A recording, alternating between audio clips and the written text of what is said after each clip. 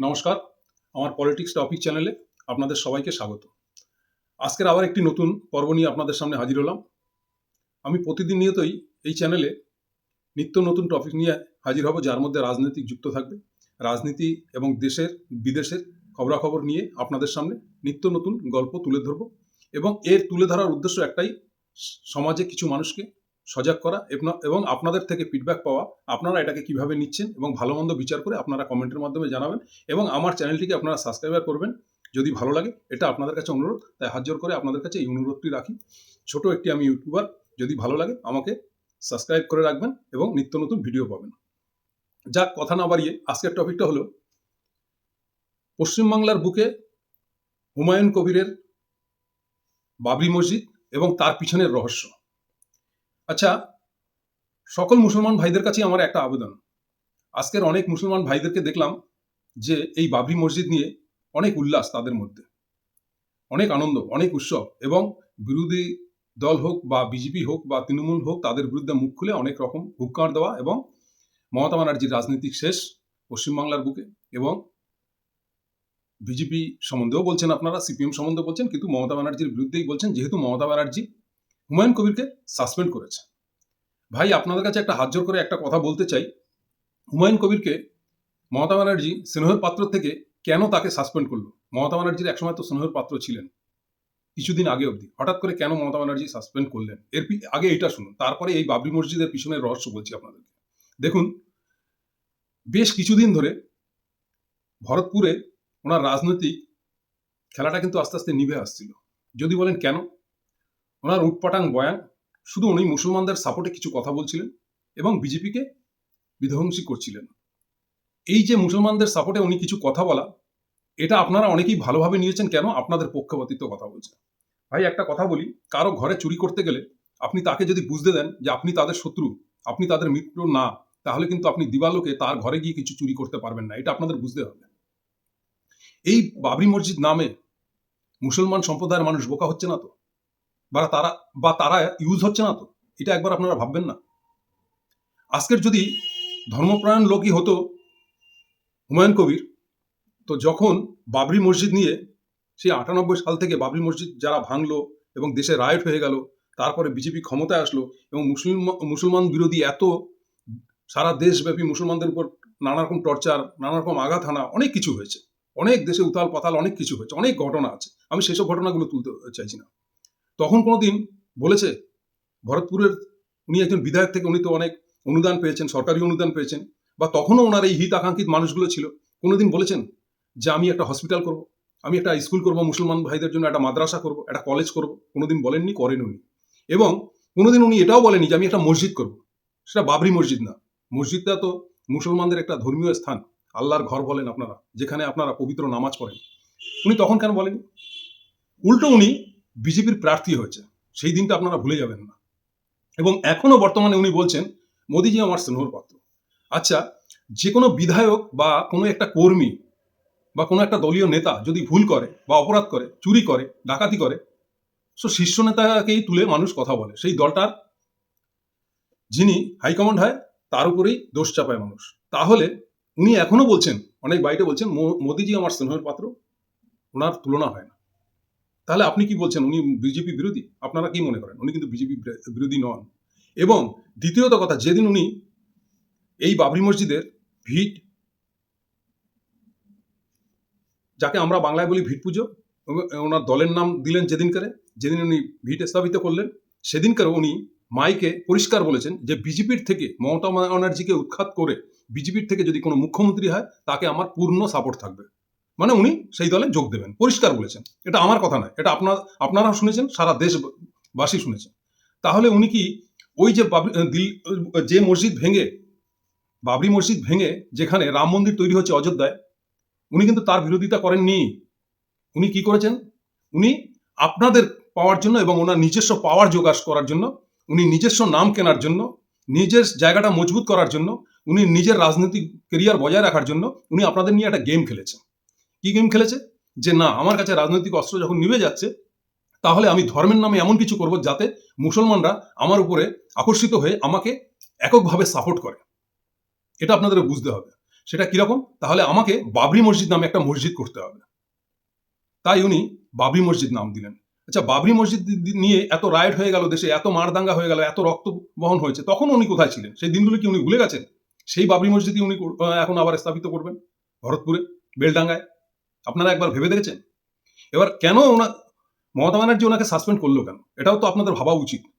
মমতা ব্যানার্জি ওনাকে অনেকবার বুঝিয়েছে, তুমি এরকম ভুলভাল বাইট দিও না, এবং ওই গঙ্গায় কেটে ভাসিয়ে দেবো হিন্দুদের, আমরা মুর্শিদাবাদের 70%, এই কথাগুলো বলো না। কারণ এই কথাগুলো তুমি বলছো, জবাবদিহি আমাকে করতে হচ্ছে যে আমি একতরফা মুসলিমকে সাপোর্ট করছি এবং তোমাকে দিয়ে বলাচ্ছি। এটা সংবাদ মাধ্যমে প্রচার হচ্ছে, সারা দেশের মানুষ শুনছে।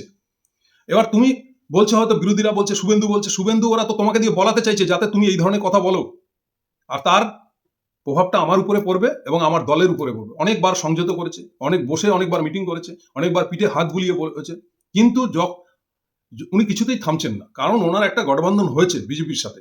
কি গঠবন্ধন? যে তুমি এরকম উস্কানিমূলক কথা বলো, তুমি তৃণমূলে থাকলেও তৃণমূল দল হারবে, কারণ তৃণমূলের তুমি মুসলিম সম্প্রদায়ের মানুষ হয়ে তুমি এরকম বিরুদ্ধে ভোট করছো, কথা বলছো, হিন্দুদের বিরুদ্ধে এই ধরনের কথা বলছো, আর মমতা ব্যানার্জি সেটা সাপোর্ট করছে। তখন কি হবে? হিন্দুরা এক একটা হয়ে হিন্দুদের ভোটটা আমাদেরকে দেবে, আর মুসলিম ভোটটা ডিভাইড হবে। কেননা বিজেপির মাথায় একটাই রয়েছে, 27% পশ্চিমবাংলার মুসলিম, তার মধ্যে মিনিমাম 20% ভোট মমতা ব্যানার্জিকে দেয়। আর বিজেপি জানে এই 20% ভোট যদি মমতা ব্যানার্জিকে একটা দেয়, আর যদি 25% ভোট মুসলিম এই সব হিন্দুরা সব উভয় মিলিয়ে ঝুলিয়ে দেয়, তাহলে 45% ভোট মমতা ব্যানার্জির কাছে থাকে। আর এই 45% যদি ভোট মমতা ব্যানার্জির কাছে থাকে, তো মমতা ব্যানার্জিকে কেউ নাড়াতে পারবে না পশ্চিমবাংলার থেকে। এইটাকে ভাঙতে হবে। হিন্দু ভোট যা ভাগাভাগি হওয়ার হয়ে গেছে, শুধু মুসলিম ভোটটাকে ভাঙাতে হবে। তাহলে সেটার একটা মোহরা চাই। সেই মোহরাটা একটা গঠবন্ধন করেছে আজকে হুমায়ুন কবিরের সাথে। তাই হুমায়ুন কবির পার্সেস হয়ে টাকার বিনিময়ে, যে টাকা আপনি আমি দেখতে পাবো না, যেটা গোপনে হয়, সেই স্বার্থে আজকে হুমায়ুন কবির এই কাজটা করছে। আপনারা ভাবছেন মসজিদ, আজকের ইলেকশনের পরে কোর্ট হয়তো রায় দিয়ে দিল, হাইকোর্ট রায় দিয়ে দিল, সুপ্রিম কোর্ট রায় দিয়ে দিল, দ্বিতীয় কোনো বাবরি মসজিদ নামে হবে না, তখন কি করবেন? এবার তখন হুমায়ুন কবির আপনাদের সামনে মাইক ধরে বলে দেবে, আমার তো কিছু করার নেই, আমি তো চেয়েছি করতে, দেখো সুপ্রিম কোর্টের ঊর্ধ্বে তো আমি যেতে পারবো না, সুপ্রিম কোর্ট থেকে না করে দিল। সুপ্রিম কোর্টও এই 5-6 মাস মোটামুটি এই খেলাটা চলবে, 6 মাস পরে বলে দিল। আর চারিদিক থেকে যে কোটি কোটি টাকা দেখছেন লেনদেন হয়ে গেল, সেটাও ঢুকে গেল। কোথায় ঢুকলো, কত টাকা? আপনার একজন জেল ছেলেটা ইট বয়ে নিয়ে যাচ্ছে এই মসজিদের জন্য, সে কি পারবে হিসেব নিতে যে কত কোটি টাকা এই ট্রাস্টে এসছে? দেখাও, বা এটা দিয়ে হসপিটাল করো, বা আমাদের সম্প্রদায়ের মধ্যে ভাগ করে দাও, আমাদের দুঃখ দূর করো, সেই টাকা দিয়ে বলতে পারবে? পারবে না, কোনোদিন পারবে না। কোনোদিন ভেবে দেখেছেন? এটা কোনোদিন সাধারণ পাবলিক গিয়ে হিসাব নিতে পারবে না। আর তখন ভোল পাল্টি খেয়ে এই হুমায়ুন কবির আমার মমতা ব্যানার্জির পা ধরে তৃণমূলে ঢুকবে না, তার কি গ্যারান্টি আছে? বা কংগ্রেসে যাবে না, তার কি গ্যারান্টি আছে? বা বিজেপিতে যাবে না, তার কি গ্যারান্টি আছে? তখন সাধারণ মানুষ কি এই হুমায়ুন কবিরকে ছুতে পারবে? আপনারা ভোট দিলেন না, তাতে কি যায় আসে যায়, কিন্তু হুমায়ুন কবিরকে কিন্তু আপনারা ছুতে পারবেন না। হুমায়ুন কবির কিন্তু সেই বাজিটা খেলে নিয়েছে। তো আপনাদের হাতে একটাই বাজি রয়েছে, যে হুমায়ুন কবিরের এই পর্দাটা ফাঁস করে আপনারা আপনাদের কাজ, আপনাদের জায়গায় ঠিক থাকবে। এত কাল যেরকম হিন্দুদের দেখেছে, সর্বধর্মের লোককে মমতা ব্যানার্জি পশ্চিমবাংলায় দেখেছে, সর্বধর্মের জন্য কাজ করেছে। কোনো মুসলিম ভাই বলতে পারবে যে আমাদের জন্য কাজ করেনি মমতা ব্যানার্জির সরকার? মমতা ব্যানার্জি আপনাদের কবরস্থানের যেরকম উন্নয়ন করেছে, সেরকম হিন্দুর জন্য শ্মশানের করেছে। হসপিটাল যা সুযোগ সুবিধা, সেটা হিন্দুরাও পায়, মুসলিমরাও পায়। কন্যাশ্রী যেটা মুসলিমরা পায়, সেটা হিন্দুরাও পায়। সর্বজাতি সবকিছু। একটা মুসলিম মেয়ের বিয়ের সময় যে যদি আর্থিক সাহায্য দেয় এই সরকার, তো একটা হিন্দু মেয়ের ক্ষেত্রেও দেয়। তাহলে আপনাদেরকে ভুল বোঝাচ্ছে এতদিন এই হুমায়ুন কবির মমতা ব্যানার্জির ঘাড়ে বসে রাজনীতি করে, নাম ডাক করে, এখন মনে পড়লো ওনার বাবরি মসজিদ করতে হবে। আজকের যদি মমতা ব্যানার্জি ওখানে সাসপেন্ড না করতো, সাসপেন্ড না করলেও হিন্দু ভোট যেটা মমতা ব্যানার্জি পায়, তার থেকে 10% কেটে যেত। সেই চালটাই আজকের হুমায়ুন কবিরকে দিয়ে বিজেপিরা খাটিয়েছে। যদি বলেন কিরকম, হুমায়ুন কবির যদি তৃণমূলে থাকাকালীনও এইভাবে মসজিদ করতে যেত, তাহলে একটাই কথা বলতো, পিছন থেকে মমতা ব্যানার্জি দেখুন মুসলিম তোষণ কিভাবে করাচ্ছে, বাংলার বুকে অরাজক লাগানো, রায়ট লাগানোর জন্য মাস্টার মাইন্ড মমতা ব্যানার্জি দেখুন। বাবরি মসজিদ করছে বেলডাঙ্গাতে কে? ভরতপুরের বিধায়ক হুমায়ুন কবির, এবং তার পিছনে এই মমতা ব্যানার্জি। আমরা এতদিন কি আপনাদের যেটা বলেছি সেটা স্বচ্ছকে দেখে নিন, যে আমরা যেটা বলেছি, এই বিজেপি শুভেন্দু থেকে শুরু করে যত নেতা আছে সবাই একটাই গান গাইতো। দেখুন মমতা ব্যানার্জির আসল রূপ আপনারা চোখের সামনেই দেখুন। সেই ভরতপুরে বিধায়ককে দিয়ে বাবরি মসজিদ করাচ্ছে দেশে একটা রায়ট লাগানোর জন্য। আপনারা বলেন না হিন্দু মুসলিম সম্প্রীতি বজায় রেখেছে মমতা ব্যানার্জি? না, মমতা ব্যানার্জি রায়ট লাগানোর প্ল্যান করছে, এবং হিন্দুদের পিটিয়ে পাঠিয়ে দেশ থেকে নানা রকম, আপনার ওদের বয়ানটা আমি দিতে পারবো না, আমি বলতেও চাই না। আপনারা দেখেন প্রত্যেকটা ভিডিওতে, এবং তাদের ভাষা ঠিক সেই নৌনায় মমতা ব্যানার্জির উপরে মাথায় কাঁঠালটা ভেঙে আজকে হিন্দু ভোটটাকে আরো ডিভাইডেড করে দিত। সেটা যখনই সাসপেন্ড করলো, যখন করতে যাচ্ছে, যখন দেখছে যে মমতা ব্যানার্জি হুমায়ুনের ব্যাপারে কোনো কথা বলছে না, তখন হুমায়ুন কি করলো, মসজিদ ডিক্লেয়ার করে দিল। এবং ডিক্লেয়ার করার পরে তখন মমতা ব্যানার্জির কাছে আর কোনো অস্ত্র নেই। হুমায়ুনকে এত বুঝিয়েছে, শোনেনি, ও বিজেপির ট্যাপে পা দিয়ে ওর কাজও চালিয়ে গেছে, সাসপেন্ড করেছে। আর যদি মমতা ব্যানার্জি যদি হুমায়ুনকে সাসপেন্ড নাও করতো, তাও হয়তো হুমায়ুন জেনে গেছিল মমতা ব্যানার্জি এবার ওকে টিকিট দিত না। এটা হুমায়ুন কবির জেনে গেছে। যখন শুনছিল না মমতা ব্যানার্জির দলের কথা, দলের নির্দেশ যখন পালন করছিল না, উল্টাপাল্টা বাইট দিচ্ছিল, তখন ও বুঝে গেছিল যে আমাকে হয়তো টিকিটই দেবে না। তার জন্যই ও বারবারান্ত হয়ে এই কাজটা করেছে। জানে টিকিট না দিলে আমার রাজনৈতিক কেরিয়ার শেষ।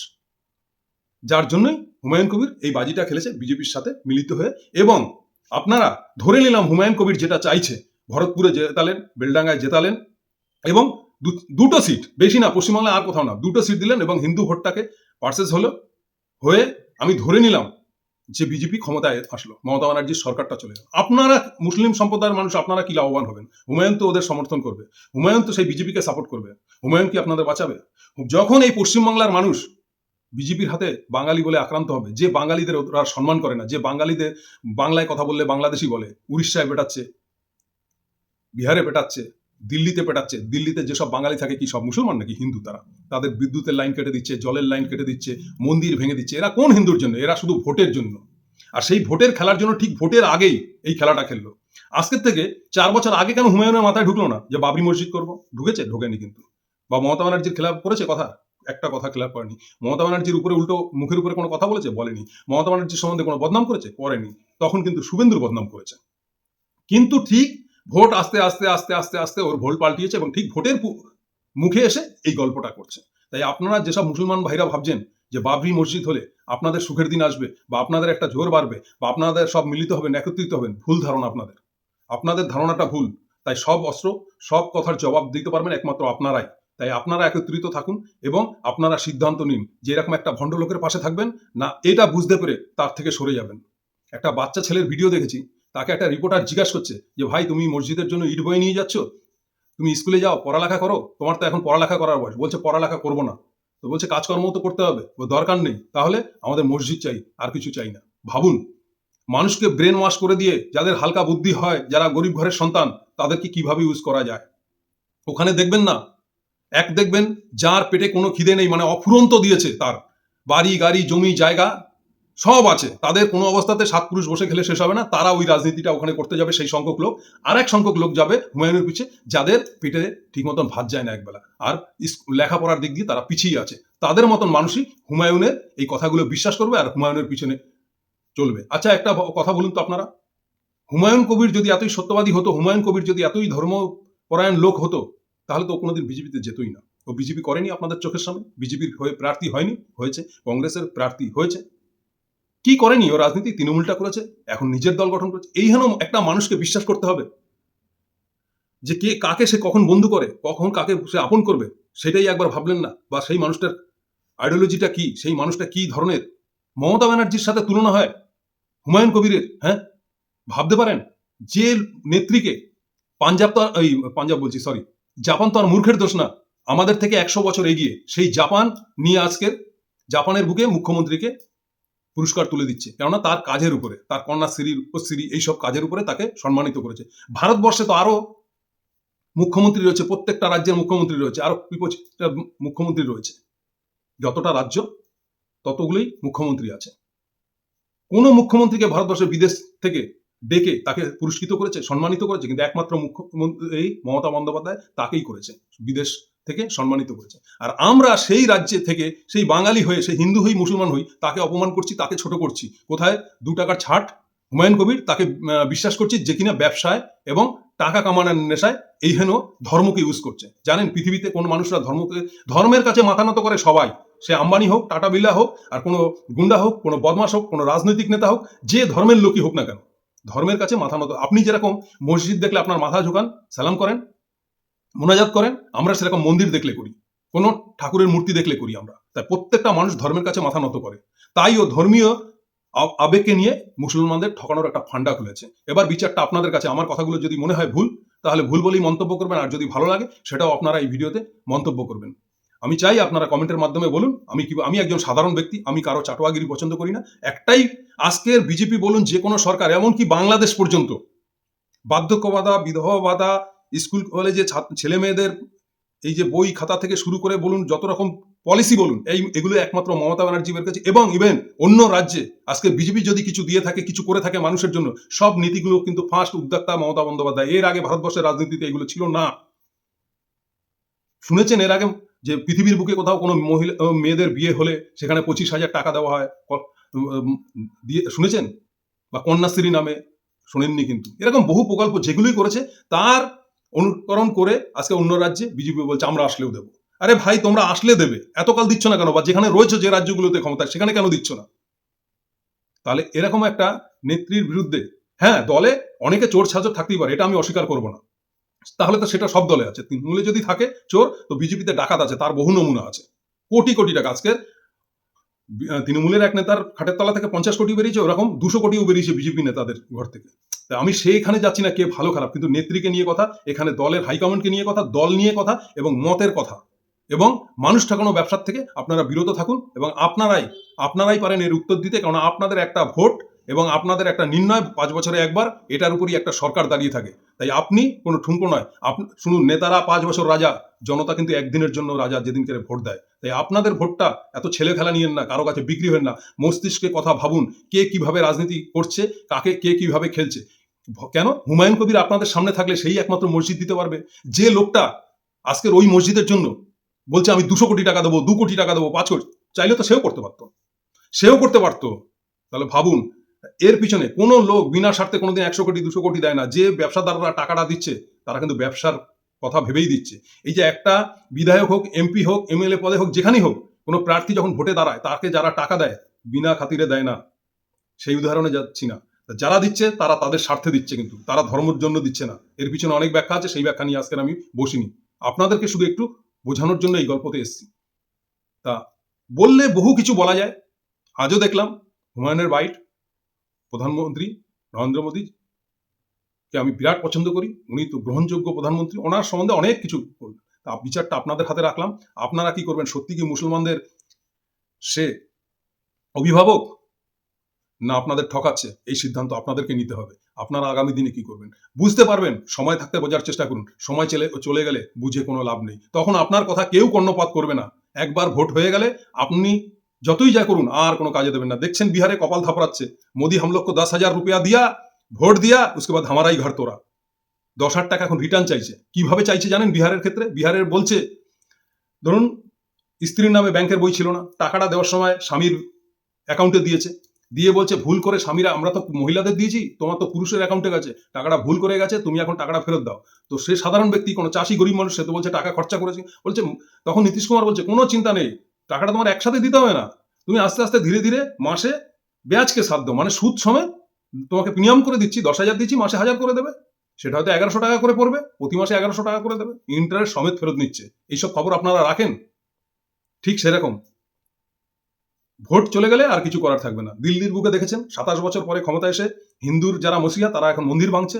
বিহারে দেখেছেন যাদের থেকে ভোট নিয়েছে, 10,000 টাকা করে দিয়েছে, তাদেরই ঘর বাড়ি ভাঙছে।